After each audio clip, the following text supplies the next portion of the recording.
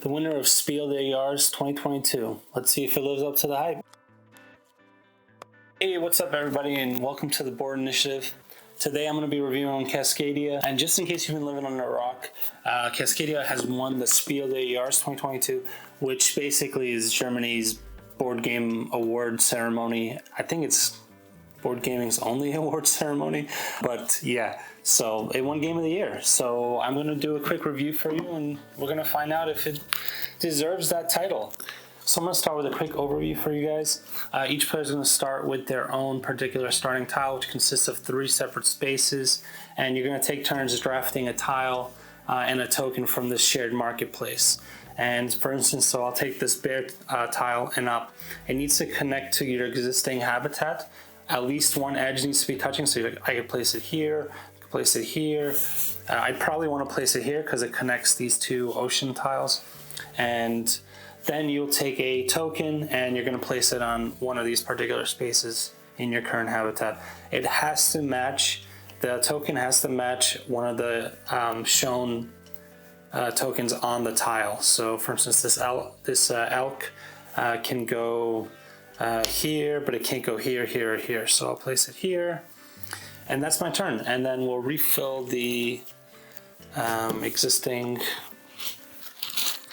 marketplace. So I'll place that tile there, and I'll place a token from the bag to replace that token that I grabbed.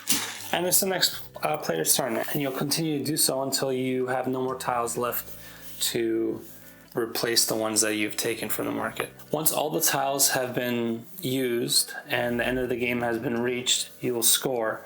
And the scoring works in this particular way. You'll score for each type of wildlife you have on your habitat. So for instance, the hawks will score for each hawk that's alone on your habitat. And the bears, for instance, will score in groups of 2. Separate groups of 2 depending on how many you get. So if I had 4 groups of 2, I would get 27 points. It's very simple. The other animals have other scoring objectives as well. And you also score for your connected habitats, the longest connected habitat that you have. So if I had like 4 connected water tiles, I would score 4 points. It's 1 point per connected habitat. And you'll do that for all your different habitats. And then there's also these pine cones that you would get, and these pine cones will also score in the end game. And the pine cones basically allow you to take a tile and token from anywhere in the marketplace, or you can wipe out any of these tokens and replace them. And there's also one other scoring condition, that's you're going to be kind of competing for the longest connected habitat against your competitors, and you'll get bonus points based on whoever has the longest connected habitat. And that's really the game. All right, so now that the overview is done, let's go into specific categories. So I'll start with the theme. The theme is nice here. I like the art. Really nice, like especially on the cards. The wildlife look really good. The theme fits. I feel like I'm placing animals in a habitat, and it totally works for me. I'm not, it doesn't feel like this is just like a tacked on type of thing. So that's good. The theme is good. Moving on to components. Again, I like the components. I like these wooden tokens. They could have went with like just cardboard or plastic or something, but the wooden feel really nice, especially when you're pulling them out of the bag. Very nice feeling. The tiles themselves feel good. The thickness is good.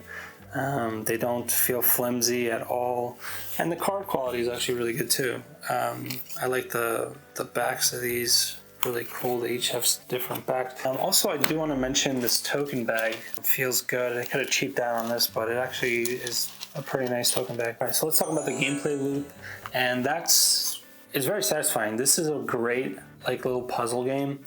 I like that, it's kind of multiplayer solitaire in a way, because you each have your own separate like player boards that you're going to be working with. And, taking a tile, putting it on, and figuring out exactly where it's going to go, and then also figuring out where your token's going to go. It's a very satisfying kind of loop of like thinking on like what's going to maximize your points here. Do I want to focus more on the token, or do I want to focus more on like connecting my habitats. Sometimes you get lucky and they both kind of fit together, as well as like, you know, maybe you want to get a pine cone this turn, so you'll take this fox and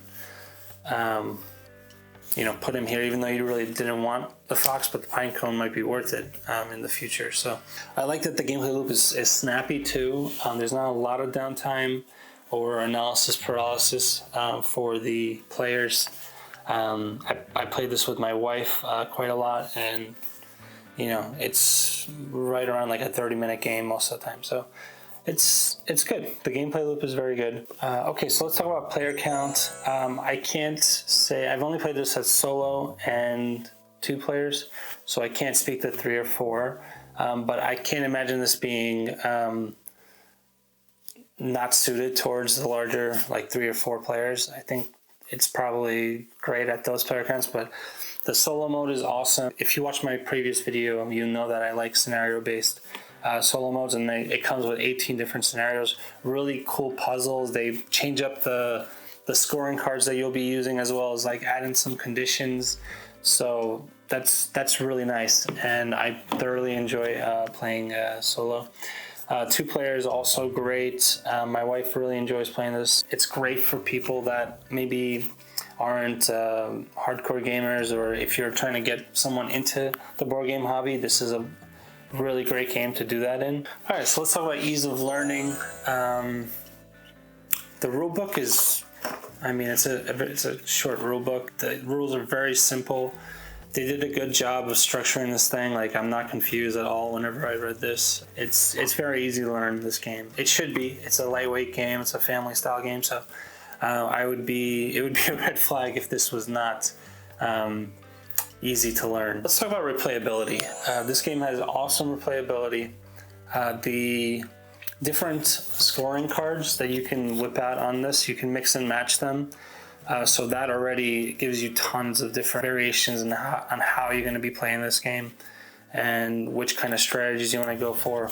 As well as like the different wildlife. Like, you know, maybe one game you'll focus on hawks, the next you want to focus on fox or building up salmon runs. So there's a lot of replayability and variation in this game. There's also like different variants that you can play with, and like achievements that you can aim to go for. That all provides even more variability. So yeah, really high replayability factor here. So I really like this game. I was teetering on giving this a buy rating versus a must-have, and I think I'm gonna have to go with the must-have, because this is an awesome family lightweight style game for the price point and everything that it offers. That awesome solo mode, the variability, the ease of learning, the components, like everything is really just thought about here. Like so I have to give it a must-have. It's always a blast to play, and I want to play this more than any other tiling game that I think I have at the moment. So that speaks volumes, I think, and I definitely think you should pick it up, especially if you get it on sale. I think I picked up my copy for like $25, and at that price, it's a no-brainer. So Cascadia, does it live up to the hype? Yeah, I think it does. You know, and I'm not saying it's the best game ever. I'm just saying that for a lightweight family style kind of gateway game, this is an excellent choice, and you know, you should be proud to have it in your collection. It's a really good game, and you know, you can't really ask for more, especially for the price point. So let me know your thoughts, and if you guys think, you know, my opinion is wrong. But thank you for tuning in, and hopefully you enjoy the video, and you know, have a great day. Bye.